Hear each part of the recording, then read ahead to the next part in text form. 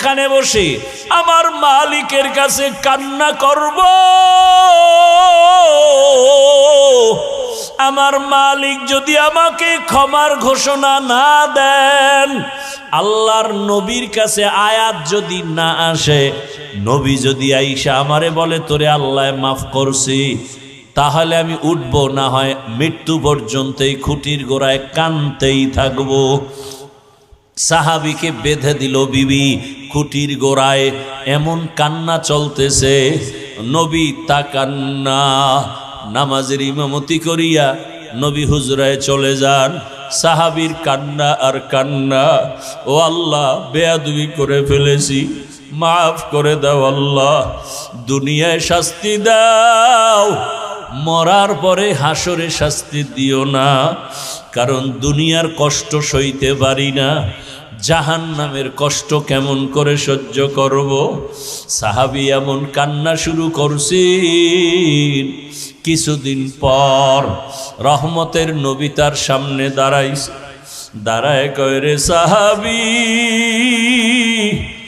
আবার আল্লাহ তোর ব্যাপারে ক্ষমার ঘোষণার আয়াত দিয়ে পাঠাইছে।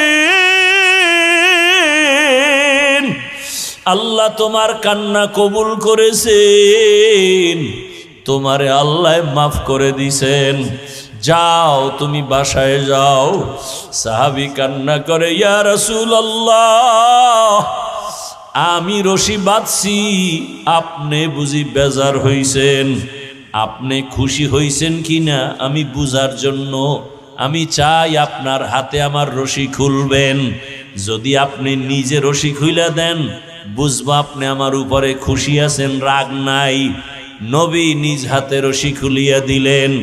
ওই দিন থেকে খুঁটির নাম হইছে খুঁটি তওবা নামের খুঁটি। আজও মদিনায় যাও, রওজায় গিয়া দেখো, রিয়াজুল জান্নার ওই খুঁটির উপরে আরবিতে লেখা সতুনে তওবা। ও আমার যুবক বাবারা, সাহাবায়ে কেরামদের উপরে তো আল্লাহ খুশি, আল্লাহ তো তাদের জান্নাতের ঘোষণা দিছেন, এরপরেও তাদের মধ্যে দেখো আল্লাহর রসুলের মোহাব্বত কেমন।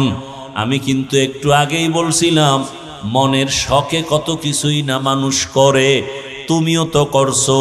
মনে চাইছে দাড়ি রাখবা না, নামাজ পড়বা না, পর্দা করবা না, এখনো কি শখ মিটে নাই? আমি পায়ে হাত রেখে বলি, যুবক বাবা, তোমার মতো কত যুবক গুনাহের কারণে আমার চক্ষু না পাক। এরে যুবক, নিজের দিকে তাকাইয়া দেখ, জীবনে কত গুনাহ করেছো। ওরে মাকে কত কাঁদাইছো, খারাপ আচরণ করিয়া বাবারে কত কাঁদাইছো রে যুবক, খারাপ ব্যবহার করিয়া তোর শিক্ষকের কত কাঁদাইছো, খারাপ আচরণ করিয়া কত আলেমের কাঁদাইছো রে যুবক। পায়ে হাত রেখে বলি, ফিরিয়া যা, মাওলার ধরা বড় কঠিন। ওরে আমার আল্লাহর ধরা থেকে কই পালায় যাবি? দুইটা পায়ে হাত রেখে বলি, মানুষ হওয়ার চেষ্টা করো রে বাবা। রসুলের আদর্শ ছাড়া কোনোদিন মানুষ হওয়া যায় না। মক্কার চরিত্রহীন মানুষগুলো শুধু রসুলের আদর্শের কারণে জান্নাতের সুসংবাদ পেলেন। নবীর আদর্শের কারণে বেলালের মতো কত কালো মানুষ দামি হয়ে গেল। মায়ার নবী মেরাজ থেকে আসিয়া কয়, বেলাল, জান্নাতের মধ্যে তোমার আওয়াজ পাইছি হাঁটার, তুমি এমন কি আমল করো? ইয়া রাসূলুল্লাহ, তেমন কোনো আমল করি না, তবে আমার মনে বলে একটা আমল আছে, সব সময় করি, ওযু করিয়া 2 রাকাত নামাজ আদায় করি। বেলালের মতো কত কালো মানুষ এত কষ্ট জীবনে সহ্য করছে, তারপর আমার আল্লাহকে ভুলে নাই। ও যুবক বাবা, শুধু একটা কথা অন্তরকে বুঝাইও, যে তোমার মতো জেনারেল লাইনের যুবকেরা যদি গাড়ি চালায়, চাকরি করে, ব্যবসা করে, লেখাপড়া করে, নামাজ পড়ে, তোমার সমস্যাটা কোথায়? এখনো তওবা করো, মনে মনে আল্লাহকে ডাকো আর বলো, ডাক্তার হও, ইঞ্জিনিয়ার যাই হও না কেন, আদর্শওয়ালা মানুষ হইও। আদর্শবান ডাক্তার, আদর্শবান ইঞ্জিনিয়ার হও। এখন মনে মনে আল্লাহকে পেছনের গুনাহ থেকে মাপ চাও। মনে মনে আল্লাহকে বলো, হে মালিক, এই হাতের দ্বারা কত গুনাহ করেছি, চোখের দ্বারা গুনাহ, জবানের দ্বারা গুনাহ। আমার গুনার খবর আল্লাহ মা জানে না, বাবায় জানে না, কেউ জানে না, আল্লাহ আপনি জানেন। আমার অন্যায়ের খবর আমার আপনজন জানলে কেউ কাছে রাখতো না।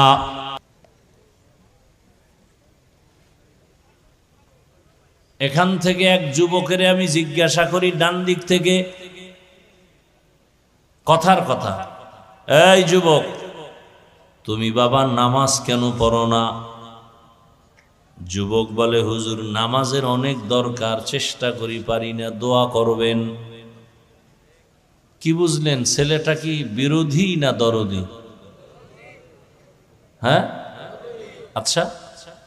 এদিক থেকে একজনকে জিজ্ঞাসা করলাম, এই যুবক নামাজ কেন পড়ো না? বলা মাত্রই জবাব দিল, না পড়লে অসুবিধা কি? এরকম বেয়াদব আছে না নাই? কি বুঝলেন ওর জবাবে, আগ্রহী না বিদ্রোহী?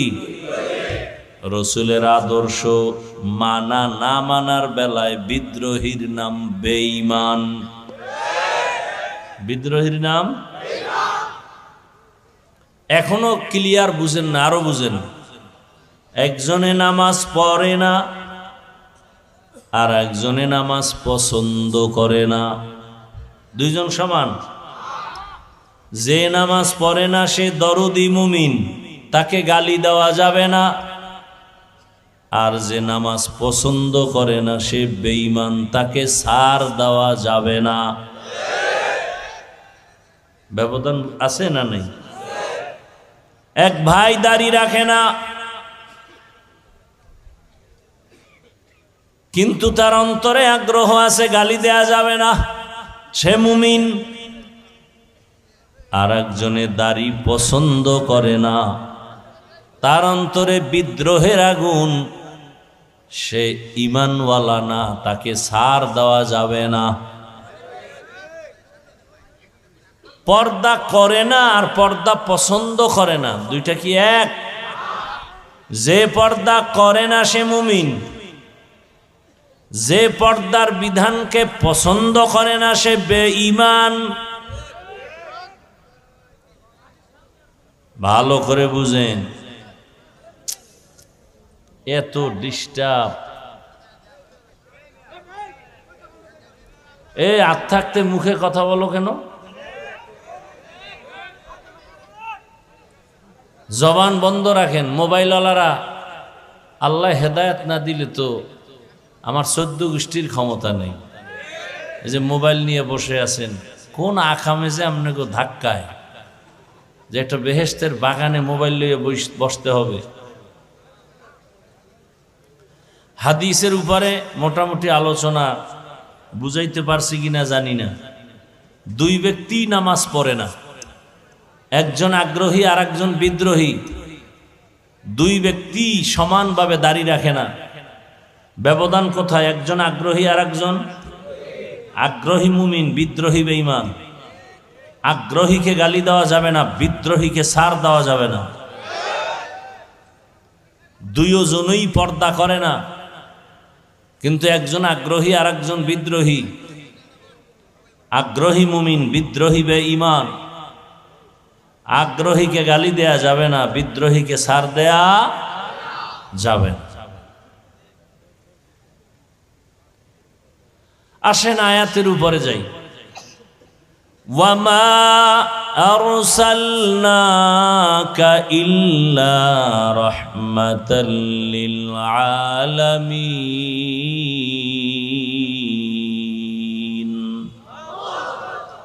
আল্লাহ বলেন, হে রাসূল, আমি আপনাকে দুনিয়ায় পাঠাই নাই।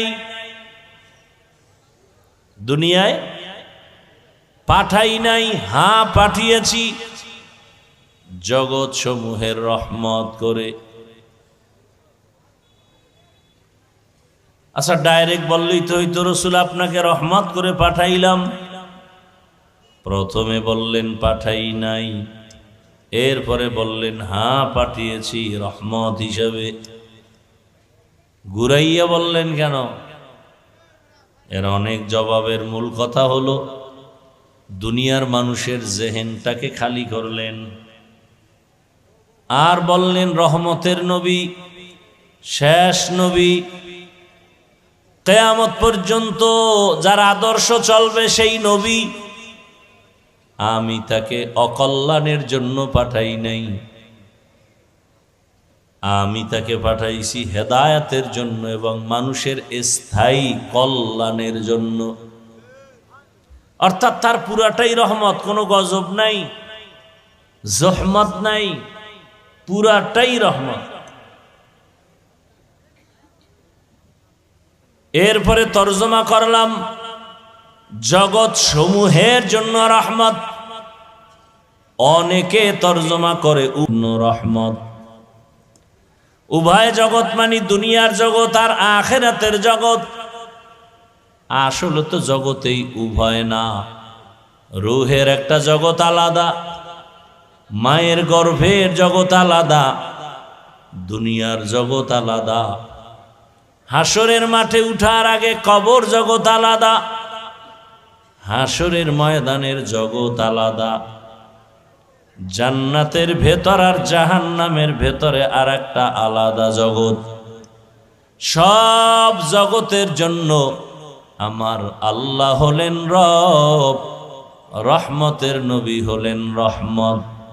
আমার আল্লাহ হলেন রব্বুল আলামিন, রহমতের নবী হলেন রহমাতুল্লিল আলামিন। যাহা তাকায় रबूबियत खुदा का वहाँ तक है नबूवत मुस्तफा का। रबूबियत खुदा का ऐ जहाँ तक नबूवत मुस्तफा की है वहाँ तक। हाँ, বয়ান তো চলতেছে হরদমে, এত হরতাল, এত করোনা, বয়ান চলতেছে, কিন্তু আমলের খাতা বড় শূন্য। দীর্ঘ টাইম বৈশা একটা পাত্রের মধ্যে পানি নিবে, পানি তো বোতল থেকে বোতলে পানি ঢালতেছে দীর্ঘ টাইম, কিন্তু বোতল ভরে না। কেন? মুখ অন্যদিকে বাঁকা হয়ে আছে, মুখ অন্যদিকে বাঁকা। এইটার সালায় কেটে বন্ধ করবি না মোনাজাত দিয়ে জামুগা? এই মানুষ তো তালের পাগল, আর এই তাল বেতালের ওয়াজ আমরা পারি না করতে, কারণ খুব কষ্ট করে আসি, কলিজার থেকে কিছু কথা বলার নিয়ত করে বসি। আউল ফাউল ভেজাল করলে আর ওয়াজ হয়? এই কথা ওখানে কথা, বড় মুসিবত।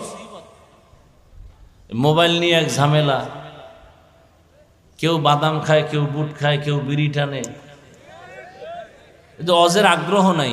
আসছে হাফিজুর রহমান আসবে, একটু দেখি কি কয়। আসলে আগ্রহ নাই। এটা ফজর পরে নাই, জহুর পরে নাই, আসর পরে নাই, মাগরিব পরে নাই, এশাও পরে নাই, সারা রাত্র মোবাইলে করে আকাম। কি ওয়াজ শুনবে?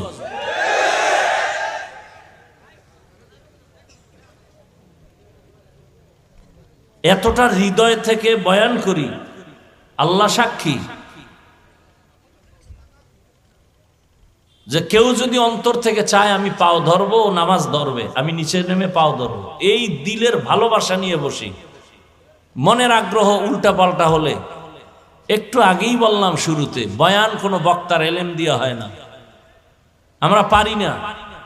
আমরা তাদের থেকে বয়ান শিখে আসছি যাদের সামনে পান খাইলে স্টান উঠে মারতো মাথার উপরে, আর তাদের বয়ানে গলা কাটা মুরগির মতো মানুষ কান্ত, গড়াগড়ি করত। আল্লাহর কসম চোখে দেখে আসছি, তাদের থাপ্পড় খেয়ে এখানে আসছি, তাদের লাত্তি খাইছি জীবনভর, আর জুতা টানছি। এগুলো সহ্য করতে পারি না। একটা থানায় মানুষ নিয়ে পুলিশে পিটায়, কাঁদে না? আর কোরআনের বাগানে বয়ান চলতেছে, পেছনে মানুষ কাঁদতেছে, ওরে মারলো কে? আমরা সেই নিয়ত নিয়ে কলিজা দিয়া কথা বলার চেষ্টা করি, তামাশা করতেছে বসে বসে এখানে।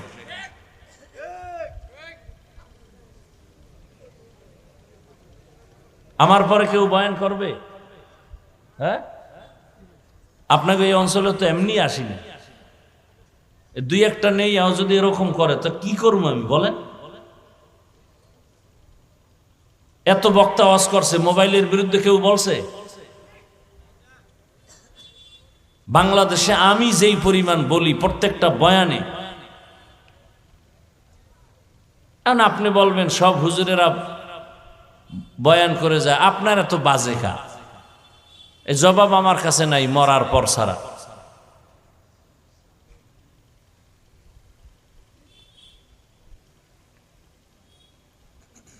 আল্লাহ আমাদের সব ভাইকে হেদায়েত দান করুন। আমি শুরুতে বলছি আপনারা কোনো আওয়াজ দিবেন না, আমি যদি বলতে বলি জিজ্ঞাসা করি ঠান্ডা মাথায় কথা বলবেন। আমি তো এখানে গদবান্দা কানে হাত দিয়া চিৎকার দিয়া কিছু বইলে যাবো না, এগুলি বলা বাদ দিয়ে দিছি। এখন আপনার সাথে মতামত পেশ করতেছি, এটারে কি কয়, টক শো হয় না, প্রশ্ন উত্তর। আপনার সাথে আমি মতামত দিতেছি, এটা এভাবে আপনি মানেন কিনা, ব্রেনে ধরে কিনা, আমি আপনাকে বুঝাইতে আসছি। তা আপনি আর একদিকে তাকায় থাকলে আমি আপনাকে কি বুঝাবো?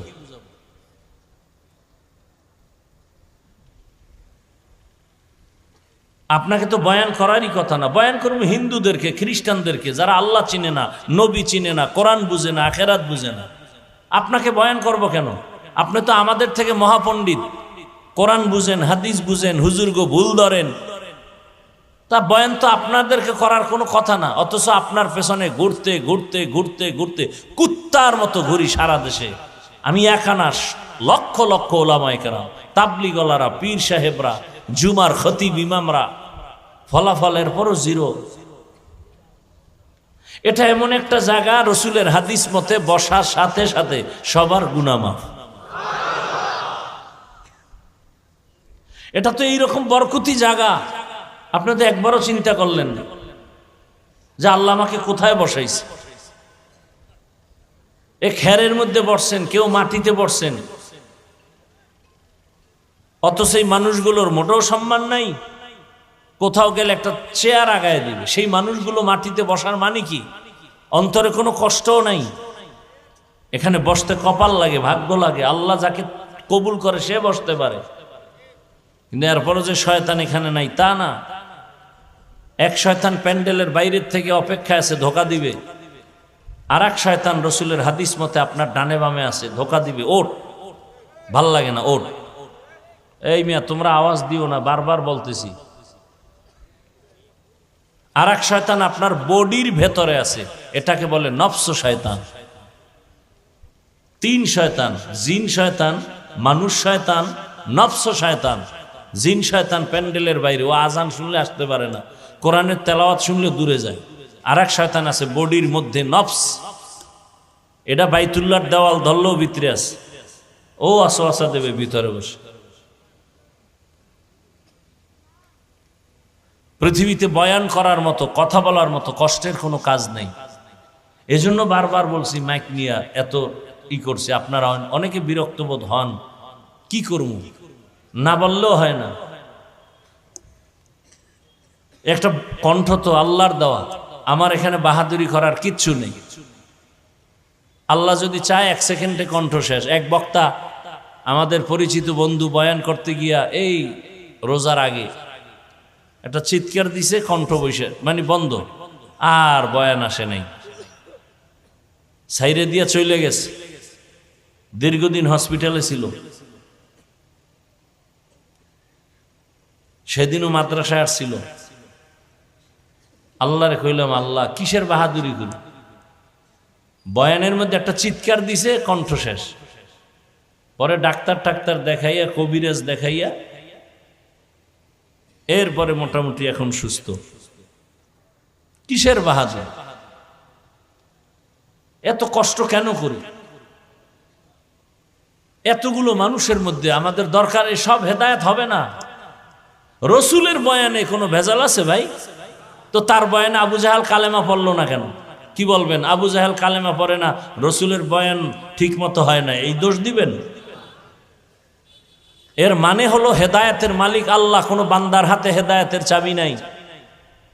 এজন্য রসুলের মতো ব্যক্তি যাকে এক নজর দেখলে জাহান্নামের আগুন হারাম, যেই রসুল যেখানে কদম রাখে সেখান থেকে দীর্ঘ বছর শুধু মেশকের ঘ্রাণ, যেই রসুলের ঘাম আম্মাজান আয়েশা বোতলে ভরে রাখেন আর মেশক আম্বর হিসেবে ব্যবহার করেন, যেই রসুলের দিকে একটা বার তাকাইলে পেটের ক্ষুধা নিবারণ হয়ে যায় 1 সপ্তাহ, তো সেই রসুলকে 13 বছর দেখার পরেও যেই বেঈমানের ঘরের বেঈমান কালেমা পড়ে না, ওর কপাল কত খারাপ। অথচ সেই রসুলকে 27 বছর বয়সের যুবক তরবারি নিয়ে যায় তার কল্লা ফালাইতে, গিয়েই রসুলকে দেখা তরবারি ফালায় বলে আমাকে কালেমা পড়ায় দেন।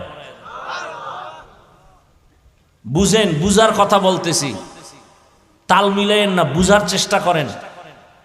13 বছর বয়ান শুনে কালেমা পড়লো না কেন ওই বেঈমান? আর রসুলকে জবাই করতে আসছে 27 বছরের ছেলেটা, তরবারি ফালায় কালেমা পড়ে ফেললো। নাম কি? এর নাম কফাল, মনে রাখবেন। নিজেরে তো মহা বাহাদুর মনে করেন, কিন্তু মানুষ হয়েছেন কিনা চিন্তা করা দরকার। বাহাদুর তো দাবি করেন, মানুষ হয়েছেন কিনা সেই চিন্তা করেন। এখানে আপনারা সব মুসলমান, আমিও মুসলমান। আপনার আমার আল্লাহ এক, নবী এক, কোরআন এক, কাবা এক, ধর্ম এক, কালেমা এক। অথচ আমি টুপি খুলতে চাই না, আর আপনাকে টুপির জন্য আলাদা বয়ান দিতে হয়, আপনি দিতে চান না। আপনি কোন জগতের মুসলমান? আমি দাড়ি কাটতে চাই না, আর আপনি দাড়ি রাখতে চান না, আলাদা বয়ান দিতে হয়, তাও মায়া লাগায় বয়ান দিতে হবে। কর্কশ ভাষা বলা যাবে না, গরম ভাষা বলা যাবে না, কত নরম ভাষায় বলি, অথচ আপনি মুসলমান। আমি পর্দা না করলে লজ্জা পাই, আর আপনি পর্দা করতে গেলে লজ্জা পান, আপনি কেমন মুসলমান? আমি মুসলমান মসজিদে না ঢুকলে লজ্জা পাই, আর আপনি মুসলমান মসজিদে ঢুকতে গেলে লজ্জা পান, আপনি মুসলমান। আর দাবি করেন আপনি বড় বাহাদুর। বুঝাবার জন্য বলছি, কাউকে আক্রমণের জন্য না। বিবেকটাকে একটু নাড়া দেন। মানুষের শখ থাকে সিনেমা হলে গেলে জানি কি মজা, কারণ শয়তান তো অসওয়াসা দেয়, আমাকেও দেয়, আপনাকেও দেয়। গুনাহের আকর্ষণ যার মধ্যে নাই সে মানুষ না। গুনাহ করার প্রতি আকর্ষণ আমার মধ্যেও আছে, আপনার মধ্যেও আছে।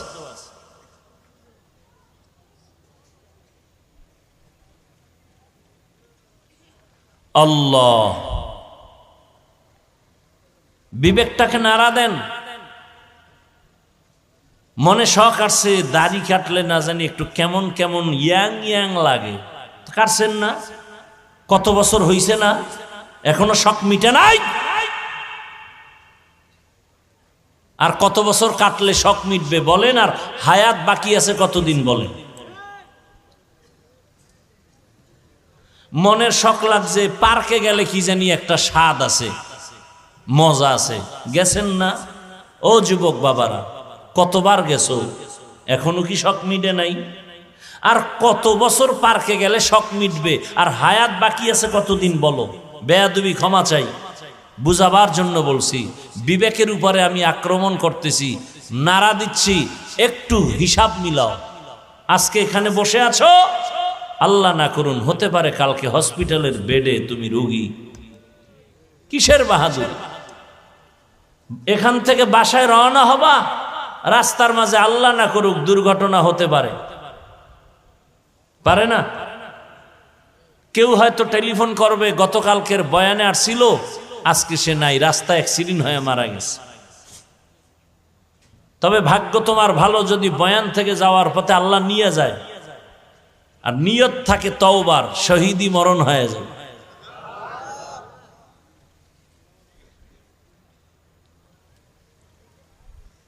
মনে শখ লাগছে সারা রাত মোবাইলে গুনাহ করবা, করছো তো বাবা?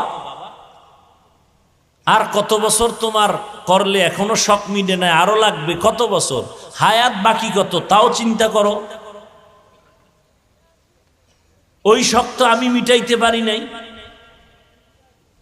সেদিন ঢাকাতে এক জায়গায় গেছি, লোকটা আমার ভক্ত কিন্তু সরাসরি দেখে নাই। ঢুকলাম, গাড়ির মধ্যে বসছি, সেও ভিতরে ঢুকছে। কোনো একটা কাজের ক্ষেত্রে আমাকে কথা বলতেছে, পরে বলে হুজুর আমি তো আপনার ভক্ত, দেখি না অনেক দিন, শুনি আজকে দেখছি, আপনার ফেসবুক আইডিটা একটু যদি দিতেন, আমি আপনার সাথে অ্যাড হইয়া একটু ভালোবাসার আদান প্রদান করতাম। আমি বললাম ভাই আমার হায়াতে আমি ফেসবুক চালাই না, বুঝার চেষ্টাও করি না। উনি কপালে হাত দিয়ে কয় হুজুর এটা কিভাবে সম্ভব, এই যুগে কেউ ফেসবুক ছাড়া থাকতে পারে, এটা হতে পারে? আমি বললাম আমার মোবাইল খুব দামি মোবাইল, অনেক দামি, আর আমি টাকা দিয়ে কিনে মোবাইল চালাই না, মানুষ হাদিয়ে দেয়। কিন্তু আমার মোবাইল ইউটিউবও আমি ডিলেট করে ফেলছি, কারণ ওটার ওয়াজ শুনি মাঝে মাঝে, মেয়েদের অ্যাড আসে, বাদ দিয়ে দিছি। আজকে 3 বছর ইউটিউব নেই। হুজুর এটা কেমনে সম্ভব এই যুগে?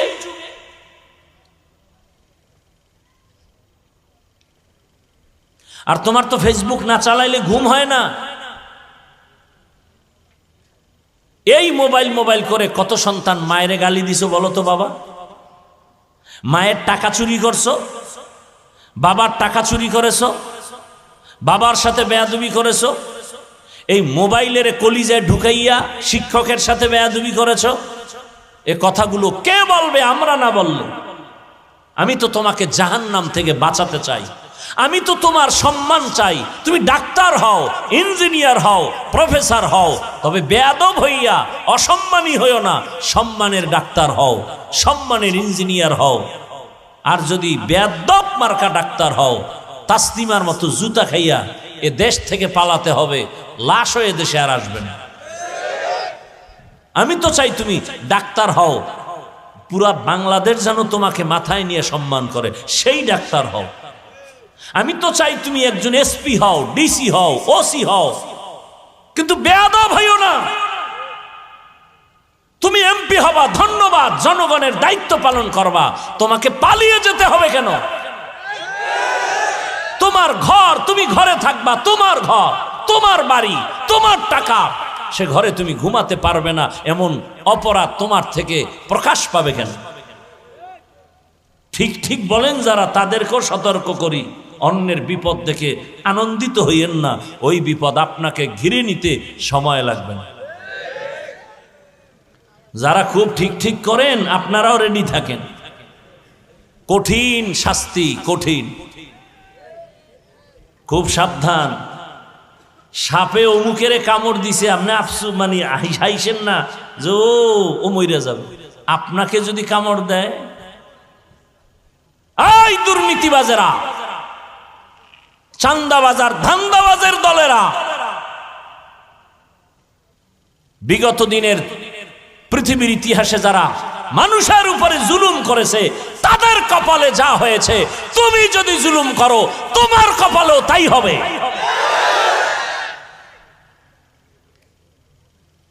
রেডি থাকো। আল্লাহ হেদায়াত দান করুন, আল্লাহ হেদায়াত দান করুন। এবার একটা প্রশ্ন করব আপনাদের কাছে, আল্লাহর দিকে তাকায় জবাব দিবেন, না পারলে চুপ থাকবেন।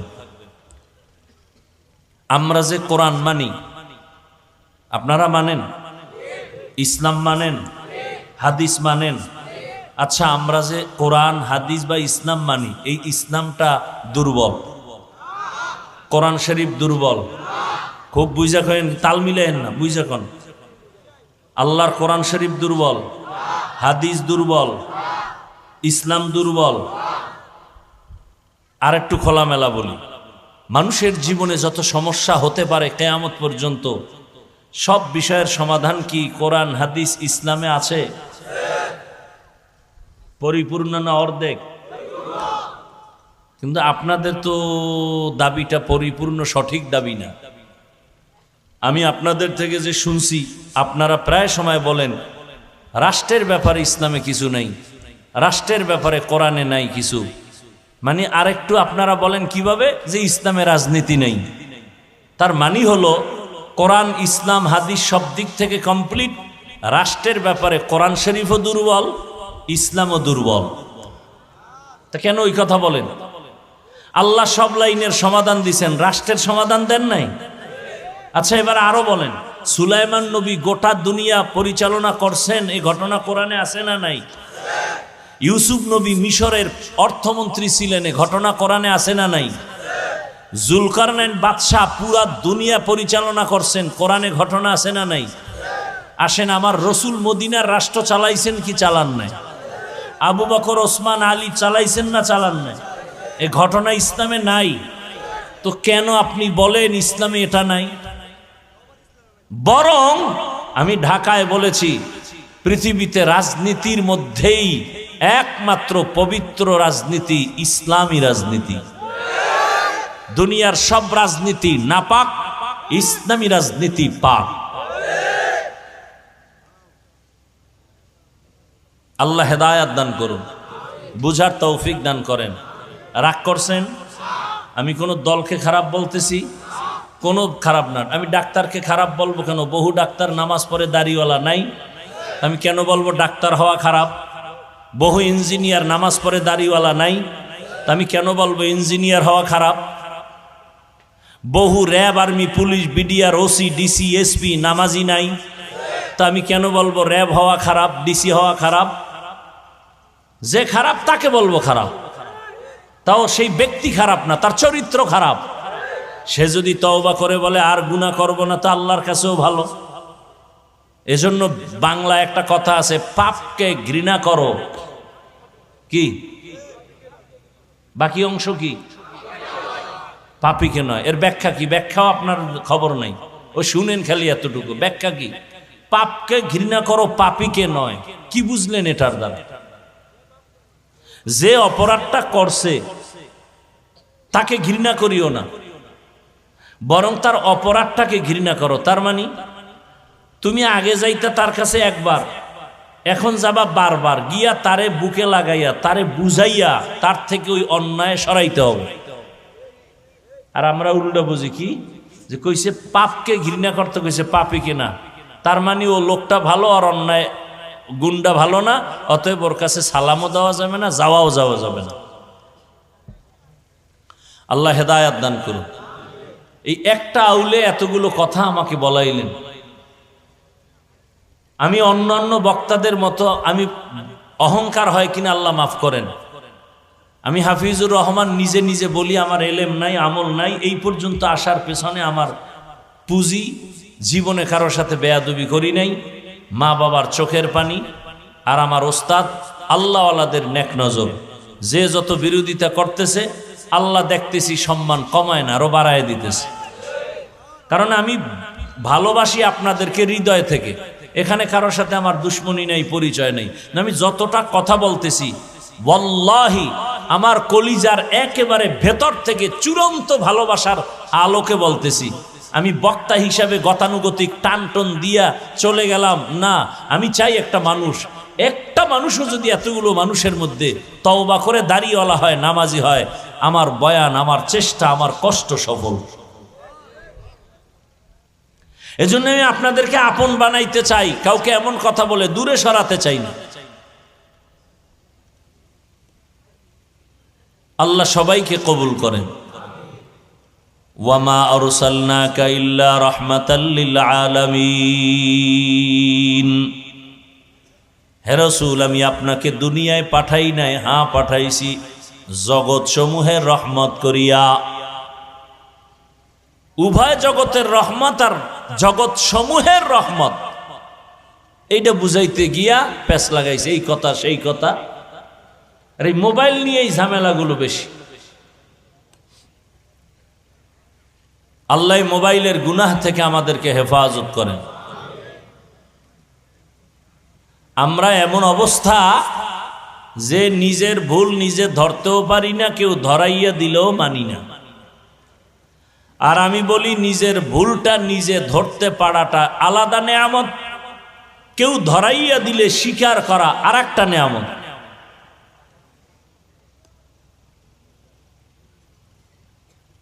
দুনিয়ার অবস্থা এতটা করুণ, আপন বাবা তার কন্যাকে গলা টিপে মেরে ফেলে, বিধবা নারী সমাজে রাখে না, বৃদ্ধাশ্রমের সিস্টেমে অন্যত্র ফেলে দেয়, নারী আর পুরুষ সব উলঙ্গ একসাথে বাইতুল্লাহ তওয়াফ করে। এতটা খারাপ সমাজের মানুষ, তদানীন্তন সময় পৃথিবীতে ওদের মতো খারাপ চরিত্রহীন আর কোথাও ছিল না। সেই চরিত্রহীন সমাজের মাঝে আসছে রহমাতুল্লিল। আশামাত্র পরিবর্তন শুরু। 1000 বছর অগ্নি জ্বলছিল, আগুন নিভে গেছে। আম্মা জান আমেনা বলেন, দুনিয়ার নারীরা বাচ্চা গর্ভে নিয়ে যখন চলে, কত মাথা ব্যথা, কত কষ্ট, খানা নাই, ঘুম নাই। আমার গর্ভে মুহাম্মদ আসছেন, আমার কোনো মাথা ব্যথা নাই, পেটে ব্যথা নাই, কোনো অসুস্থতা নাই। দুনিয়ার বাচ্চারা জন্মলগ্ন প্রসব বেদনা, মায়েরা এই পরিমাণ চিল্লায়, ঘুমের মানুষ সজাগ হয়ে যায়। আমি আমেনার কোনো চিৎকারের আওয়াজ নাই। দুনিয়ার বাচ্চারা মায়ের গর্ভ থেকে যখন আসে, রক্ত যায়, কত কান্না। আমার সন্তান দুনিয়াতে আসছে, কোনো কষ্ট নাই, রক্ত নাই। দুনিয়ার বাচ্চারাই সেই কান্না শুরু করে। আর আমার সন্তান মুহাম্মদ দুনিয়াতে আসা মাত্রই সাথে সাথে রবের প্রশংসা করেছে। দুনিয়ার বাচ্চারা আসে উলঙ্গ, আমার সন্তানকে আমি উলঙ্গ দেখি নাই। দুনিয়ার বাচ্চারা আসে খতনা বিহীন অবস্থায়, আর আমার সন্তান আসছে খতনাকৃত অবস্থায়। আমি আমেনা, আমার সন্তান আসা মাত্র একটা নূরের আলো দেখতে পেলাম। এত পরিমাণ আলোর পাওয়ার, রোম পারস্য অনেক দূর। আমি নিজ চোখে দেখলাম, ওই প্রাসাদগুলো স্পষ্ট দেখা যায়। রহমতের নবী আসার পর জমিনের মধ্যে পরিবর্তন শুরু। নবী আস্তে আস্তে বড় হচ্ছেন, মানুষের ভালোবাসা কেমন যেন চেহারার মধ্যে শুধু আকর্ষণ, তাকাইলেই মায়া লাগে। এরে আমার কলিজার যুবক, আজকে তোমার চেহারার মধ্যে 40 বছর পর্যন্ত তোমার চেহারার আকর্ষণ যাবে না। 40 বছর পর্যন্ত তোমার চেহারার মধ্যে আলাদা একটা মায়া থাকবে।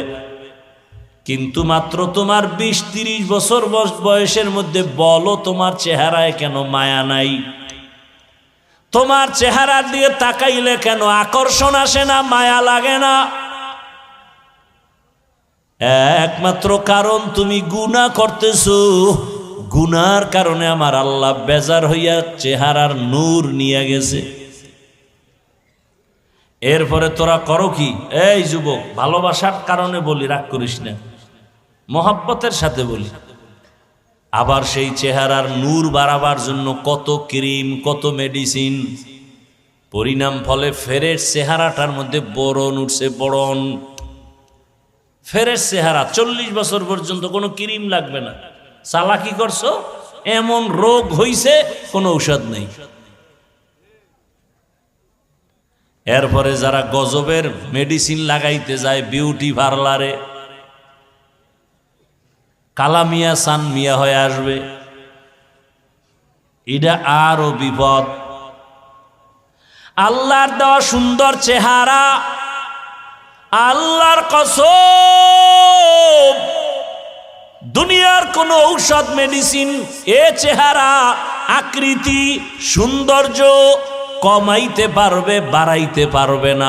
পৃথিবীতে কোনো মেডিসিন নাই, বরং এতটুকু পারবে, আল্লাহ যেমন দিছে ওইটাকে ফ্রেশ রাখতে পারবে। তাও ফ্রেশ থাকবে ততক্ষণ, গুনাহ থেকে দূরে থাকবা যতক্ষণ। গুনার কারণে চেহারা আকর্ষণ নাই। এই ছবিতে দেখা যায় হায় ডানা কাটা ভরি, পাগল হয়ে গেছে, এরে লাগবেই। মায় কয় তোরে রাজকন্যা আনিয়া দিমু, ছেলে এমন পায়খানা খাইছে, ছবি দেখা আমার পেতনি নিয়ে চলবো, আমার রাজকুমারী লাগবে না। এবার কাছে যাইয়া দেখে চান্দু চেহারার মধ্যে বরণ দেখা যায়, ব্রণ দেখা যায়, এটা ছবিতে ধরা পড়ে নাই। এ সত্য কথা মানো আর না মানো স্বীকার করো, এ আকাম চলে না চলে না? ওদিক দিয়ে আমগো হোতারা হোতা হোতা এরা কয় খবরদার বাল্য বিবাহ চলবে না। স্যার কি চলবে? কয় আকাম চলবে, আকাম, বিবাহ চলবে না। কথা আকাম চলবে, কেমনে? কয় যে বই বের করতেছি ক্লাসে ক্লাসে, কেমনে আকাম করবি শিখাইতেছি। কেমনে গান শিখাইবে এজন্য মাস্টার রেডি। আমার সন্তানেরে কেমনে কোরআন শিখাবে সেই মাস্টার রেডি নাই। এই হলাম গো স্বাধীনতার ফল। কি জুলাই স্বাধীনতা? এখনো মাঠে মাঠে আন্দোলন মিছিল। কিসের স্বাধীনতা? কি এর স্বাধীন করলা? স্বাধীন করার পরে আমার শিক্ষাঙ্গনের শিক্ষিকারা শিক্ষকেরা কেন রাস্তা আন্দোলন করে? শিক্ষার মধ্যে কেন আবার হিংস্র আক্রমণ? গানের মাস্টার দেওয়ার জন্য পাগল। আল্লাহর কোরআন মুসলমানের বাচ্চাকে শিখানো দরকার, সেই মাস্টার কোথায়? খবর নাই। পারে না আমগো গলায় পাড়া দিয়া মাহফিল বন্ধ করে দেয়। কি স্বাধীন করছি কি মাহফিল বন্ধের লেগিয়া? এখনো শুনি বাংলাদেশের বিভিন্ন জায়গায় মাহফিল বন্ধ করে দেয়। আমি তো উঁচু কণ্ঠে বলেছিলাম, যারা মাহফিল বন্ধ করার জন্য চাপাবাজি করে ওদের কথাগুলো রেকর্ড কর, ভিডিও কইরা আমগো হাতে দে। ওই বেয়াদবের বিরুদ্ধে আবার আন্দোলন হবে।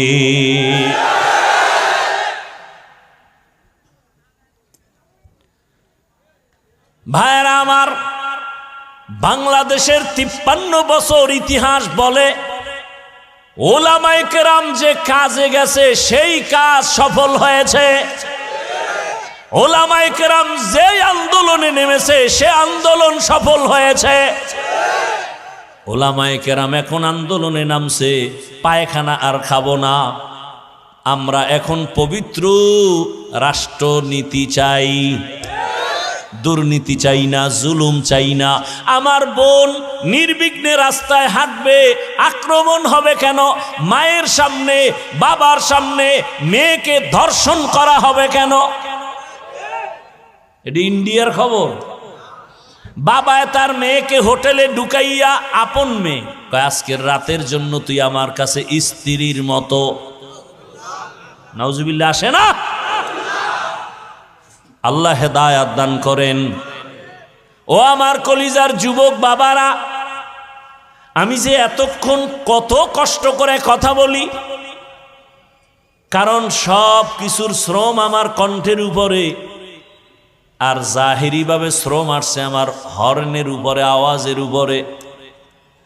কতটা কষ্ট হয় আমি বুঝি, কিন্তু এত বয়ান কইরাও কিন্তু একবারও বলি না এই যুবক আমার মতো টুপি লাগাও।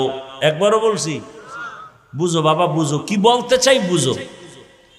এই যে এতক্ষণ কষ্ট করে চিল্লাই, একবারও কিন্তু বলি নাই স্কুল কলেজে তালা লাগাইয়া মাদ্রাসায় যাও, কওমি মাদ্রাসায় যাও, তাবলিগে যাও, পীরের কাছে যাও, একবারও বলি নাই। বরং আমি তোমার পক্ষে একটু সাপোর্ট দেই যুবক বাবা। আমাদের মাঝে আলেমের অভাব নাই, মুফতির অভাব নাই, মুহাদ্দিসের অভাব নাই, মুফাসসিরের অভাব নাই, কিন্তু আমার দেশে আদর্শবান ডাক্তারের অভাব, আদর্শবান ইঞ্জিনিয়ারের অভাব। ইঞ্জিনিয়ার আছে, আদর্শবান ইঞ্জিনিয়ার নাই। ডিসি আছে, এসপি আছে, আদর্শবান এসপির অভাব। আমার দেশের ডিসি এসপি ওসিরা যদি আদর্শবান হইতো এই বাংলাদেশে কোরআনের বয়ান চলতো, কোনো সুদখোরের থেকে অনুমতি নেওয়া লাগতো না। কোরআনের বয়ান হবে, অনুমতি নিতে যাইতে হয় সুদখোরের কাছে। আল্লাহ হেদায়াত দান করুন। আরো জোরে বলেন। ভাইরা আমার, আমি চাই তুমি ডাক্তার হও, ইঞ্জিনিয়ার হও, প্রফেসর হও, তবে আদর্শবান হও। এই কথার সাথে এই কথাও লিখো। সব যুবকদের আমি তো একটা মনের ভালোবাসার আবদার করি, 200 টাকা খরচ করে একটা ব্যানার বানাও, 2 ফিট 3 ফিট। ব্যানারের মধ্যে লেখো, পৃথিবীতে দুনিয়ার সকলের আদর্শ নাপাক, রহমাতুল্লিল আলামিনের আদর্শই একমাত্র পাক। ইমামুল আউয়ালিন আল আখিরিন বাহরে সদকা রহমাতাল্লিল আলামিন সাইয়্যিদুল কাউনাইন খাতমুল মুরসালিন আখির আহমদ বুদে ফখরুল আউয়ালিন। আপনাদের কষ্ট হইতেছে? একটা ফ্যানও নাই স্টেজে, না? এটি সব বন্ধ রাখছেন কেন? এই ফ্যানটা ডাইনে বামে ঘুরাইতে পারে না, এই জন্য বন্ধ রাখছে। এটা ঘুরাইনে ফ্যান নাই বা দূরের থেকে দেওয়া যায় না? সব ফ্যানটি বন্ধ করে দিয়েছে।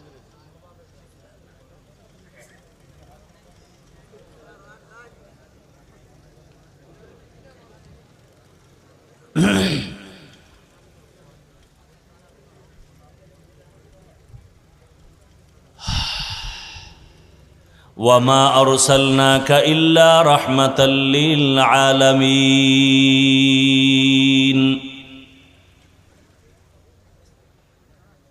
এই বইলর কই? বইলর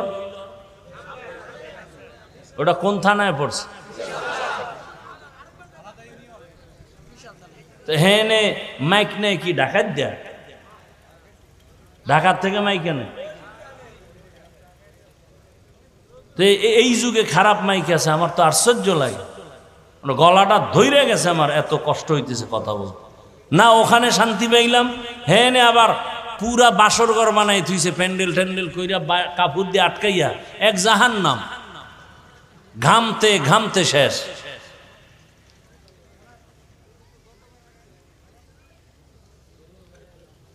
তো বইলর বয়ান করি, কত সুন্দর, কি সাউন্ড। মনে হয় ফজর পর্যন্ত বয়ান করলে একটু বিন্দু কষ্ট লাগবে না। আর এখানে আমার কলিজা শক্ত হয়ে যাইতেছে, গলা ভেঙে যাইতেছে। আমার তো প্রতিদিন প্রোগ্রাম, একাধিক প্রোগ্রাম।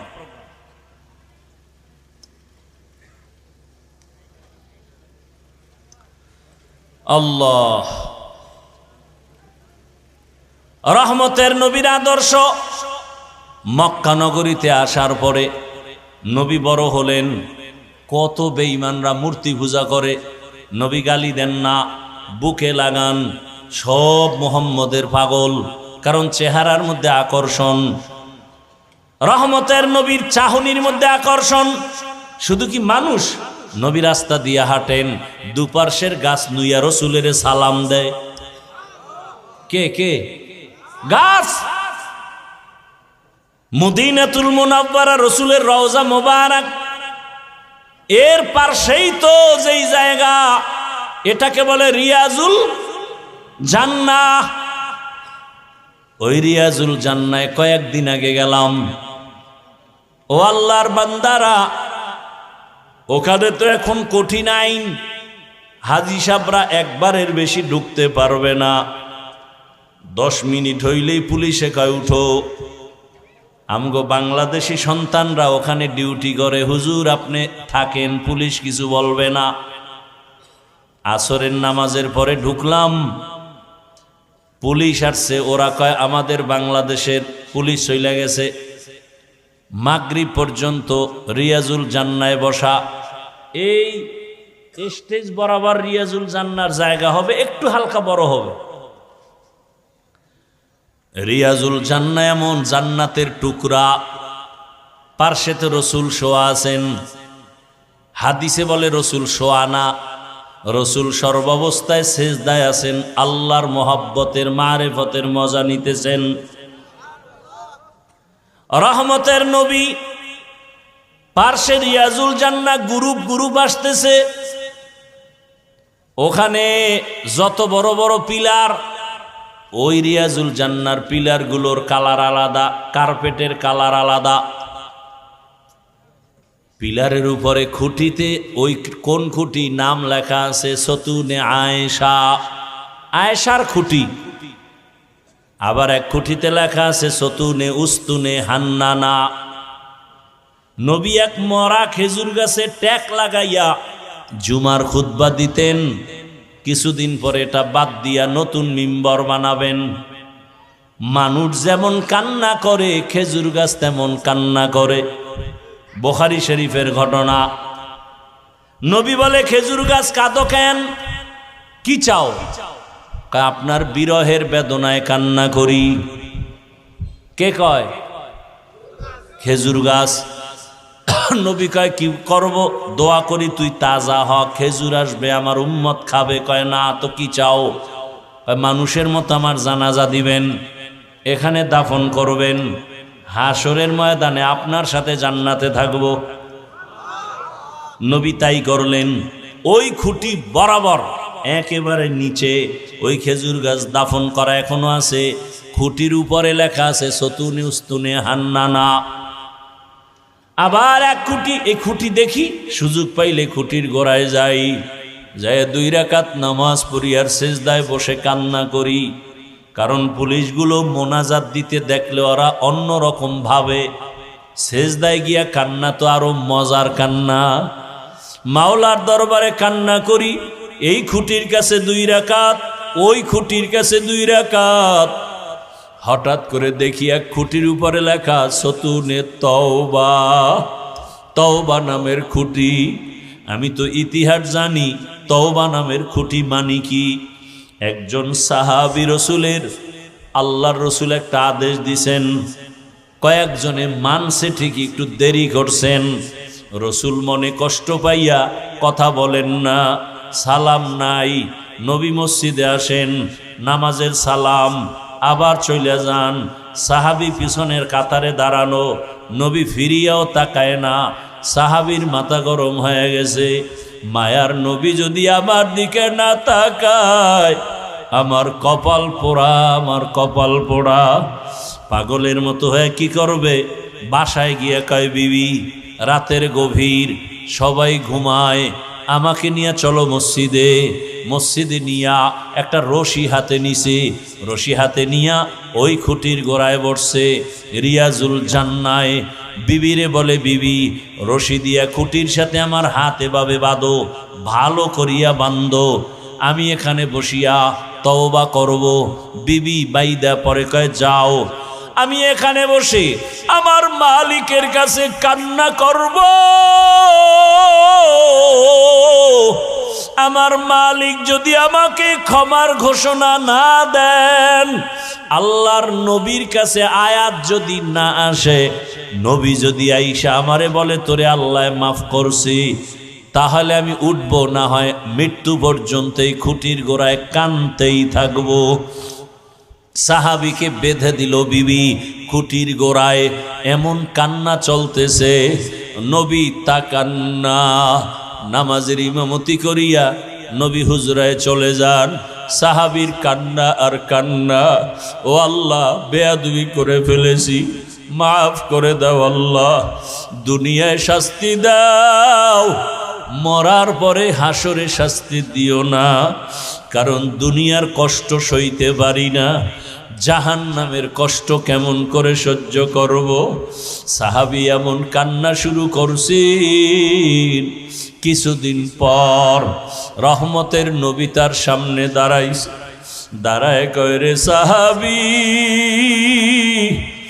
আবার আল্লাহ তোর ব্যাপারে ক্ষমার ঘোষণার আয়াত দিয়ে পাঠাইছে।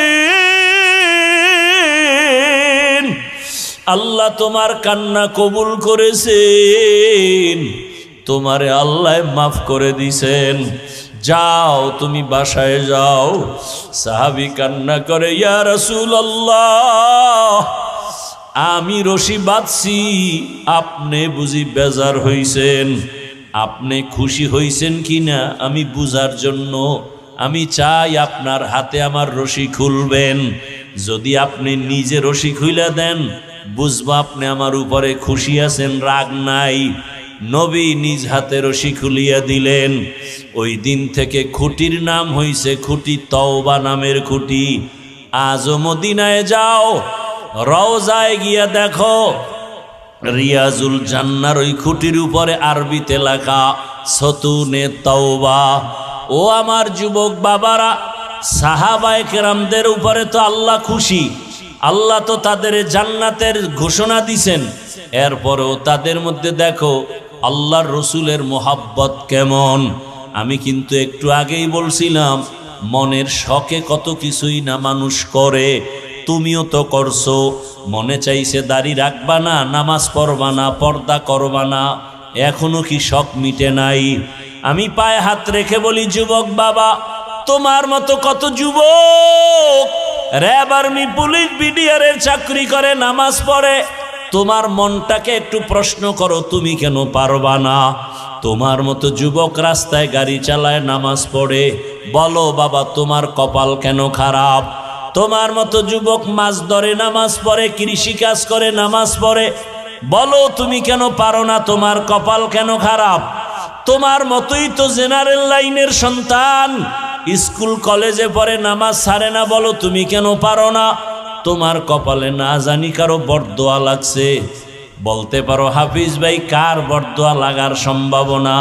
লেখা রাখে যুবক বাবারা, 3 জায়গার বরদোয়া লাগলে কসম আল্লাহর, মরার আগে তোর ধ্বংস শুরু। 1 নাম্বার জায়গা মা বাবা, 2য় জায়গা শিক্ষক, 3য় জায়গা ওলামায়ে কেরাম। এই 3 জায়গার বরদোয়া যদি লাগে তোর ব্যবহারের কষ্টে, তোর জীবনটা মরার আগে ধ্বংস হয়ে যাবে। মা বাবার কলিজার দুঃখে যদি বলে আহ, একটা নিঃশ্বাস ছাড়ে, ওই নিঃশ্বাসটা তোর জন্য ধ্বংসের কারণ। শিক্ষক যদি তোমার মতো ছাত্রের ব্যবহারে কষ্ট পায়া নিঃশ্বাস ফেলে, ওই নিঃশ্বাস তোমার ধ্বংসের কারণ। ওলামায়ে কেরাম যদি তোমার আচরণে কষ্ট পায়া নিঃশ্বাস ফেলে, ওই নিঃশ্বাসটা তোমার ধ্বংসের কারণ। এখনো সময় আছে, তওবা করো রে বাবা। পর্দার আড়ালের মা বোনেরা, আপনার মতো কত মা কত বোন এখনো আছে নামাজ ছাড়ে না, বেপর্দায় চলে না, মোবাইলে সময় নষ্ট করে না, স্বামীর মাল হেফাজত করে। ও আমার যুবক বাবারা, তোমার মতো যুবক যদি নামাজ পড়িয়া চাকরি করে, তুমি কেন পারবা না? তোমার মতো যুবক যদি লেখাপড়া করে, নামাজ পড়ে, তুমি কেন পারবা না? তোমার মতো যুবক যদি ব্যবসা করে, নামাজ পড়ে, তুমি কেন পারবা না? ও আম্মা জানেরা, বোনেরা, আপনার মতো মা, আপনার মতো বোন যদি পর্দা করে, নামাজ পড়ে, স্বামীর মাল হেফাজত করে, মোবাইলে সময় নষ্ট না করে, আপনারা কেন পারবেন না? ও যুবক বাবা, অনেক কথাই রাগে হয়তো বলে ফেলেছি। আসলে আমি আপনাদের যাই বয়ান করি, আসলে হিসাব করে দেখলাম আমি এখনো মানুষ হতে পারি নাই। মানুষ আমাকে মাওলানা বলে সম্মানের চেয়ার আগায় দেয়। মাওলানা হওয়া সহজ, বক্তা হওয়া সহজ। ভালো কইরা অন্তরের বুঝাও, মানুষ হওয়া বড় কঠিন। ডাক্তার হওয়া সহজ, ইঞ্জিনিয়ার হওয়া সহজ, প্রফেসর হওয়া সহজ, টাকার মালিক হওয়া সহজ, মানুষ হওয়া কঠিন। ওরে যে ব্যক্তি মানুষ হবে তার জবানে গালি আসবে না। যে ব্যক্তি আসলে মানুষ হবে সে কাউকে খারাপ বলবে না। যে ব্যক্তি আসলে মানুষ হবে তার কোনোদিন তাকওয়ার উল্টা চলবে না। তার চোখ দিয়া গুনাহ হবে না, হাত দিয়া গুনাহ হবে না। অথচ বয়ান করি ঠিক, তবে আমার হাতের দিকে তাকায় দেখি গুনার কারণে আবার হাত না পাক, গুনাহের কারণে আমার চক্ষু না পাক। এরে যুবক, নিজের দিকে তাকাইয়া দেখ, জীবনে কত গুনাহ করেছো। ওরে মাকে কত কাঁদাইছো, খারাপ আচরণ করিয়া বাবারে কত কাঁদাইছো রে যুবক। খারাপ ব্যবহার করিয়া তোর শিক্ষকের কত কাঁদাইছ, খারাপ আচরণ করিয়া কত আলেমের কাঁদাইছ রে যুবক। পায়ে হাত রেখে বলি ফিরিয়া যা, মাওলার ধরা বড় কঠিন। ওরে আমার আল্লাহর ধরা থেকে কই পালায় যাবি? দুইটা পায়ে হাত রেখে বলি মানুষ হওয়ার চেষ্টা করো রে বাবা।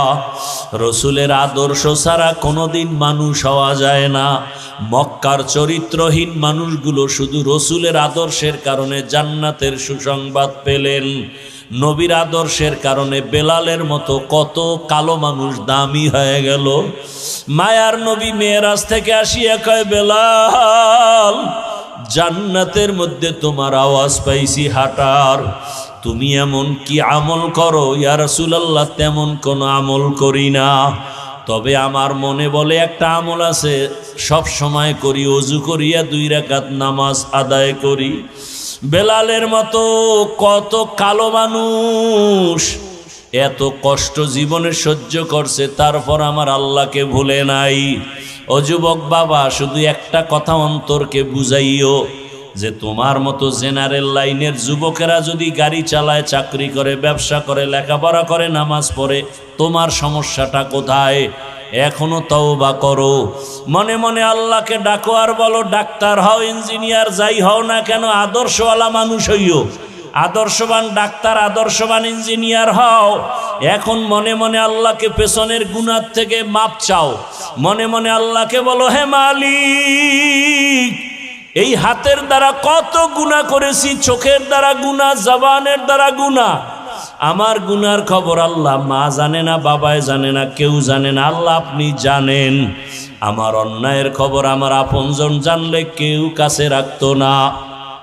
আল্লাহ আপনি জানিয়াও কত দয়া করছেন, রাগ করে খানা বন্ধ করেন নাই, আমার গুনার কারণে আপনি রাগ করিয়া পানি বন্ধ করেন নাই, বরং আপনি বারবার আমাদের ডাকছেন তওবা করার জন্য।